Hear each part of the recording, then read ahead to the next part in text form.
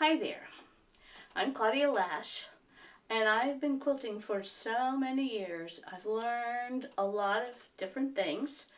One of the things I learned is that I like to do lots of different types of quilt work. I don't just always do pieced quilts.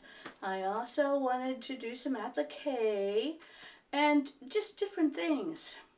So when I was younger, as a quilter, I decided I wanted to figure out how to do some applique, and I found a book with some simple designs in it. They made 6-inch blocks. The book that I found is right here. It's called Faye Anderson Applique Designs. My mother taught me to sew. I figured, well, 6-inch designs are going to be pretty easy, and there are a lot in here. And so I pretty much learned to do, this is needle turn applique, but you could do this with a sewing machine too and use fusible web as to make your applique.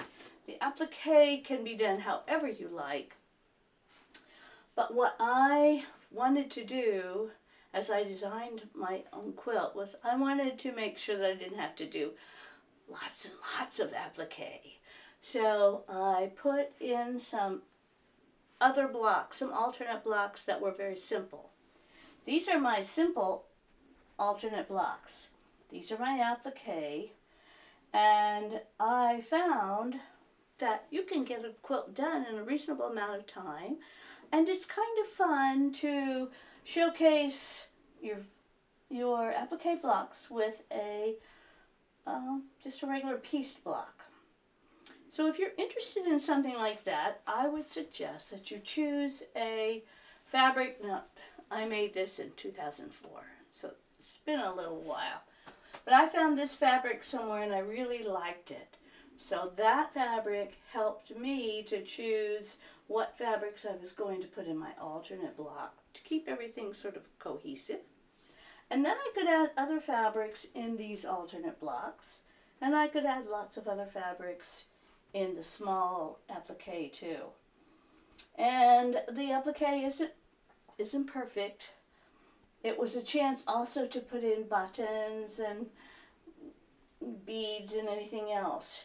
But I was pleased that I only had to do half the same number of blocks that have a nice quilt. Now this one is hand quilted, which I hardly ever do anymore either. But if you're interested in making an applique quilt, it's easy to do if you find some alternate blocks that you like also and put them together. I have another quilt to show you with the same idea that was made a little bit later, so let's take a look at that one. Here's another quilt that I made. I designed this one and designed the appliques to go with these alternate blocks. And this was in 2010. So I had come quite a ways with the applique business by the time I did this quilt. And I'm showing it to you because it does not, it's supposed to be a bed quilt. It doesn't really go for the wall when you don't have enough space, but it's hard to see it unless we have it up. The thing I did with this one, I wanted to do an applique and pieced blocks. So I worked quite a while trying to figure out what my alternate pieced blocks would be. And these are the alternate pieced blocks. Again, I used a fabric that I found, and I made sure that the pieced blocks would have some fabrics that would go along with the border fabric.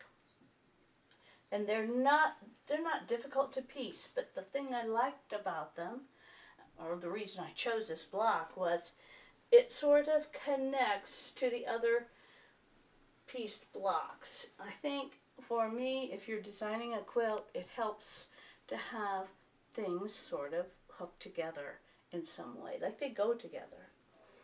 The other thing on this quilt is I looked through different magazines and books and actually drew my own or found some that I could use from different sources and made my own patterns. Some are better than others, and I am not really the best at applique, but I'm kind of proud that I designed this. It looks good.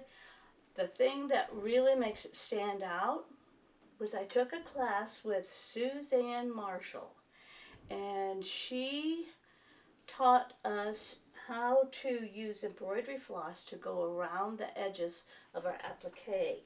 And here's some in the middle of this block.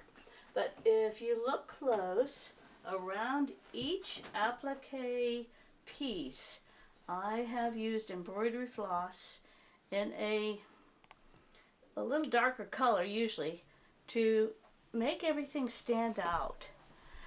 Now, I'm not saying this is what everybody should do, but it does really make something stand out. And you could do this quilt if you wanted to make your own patterns and all for the applique.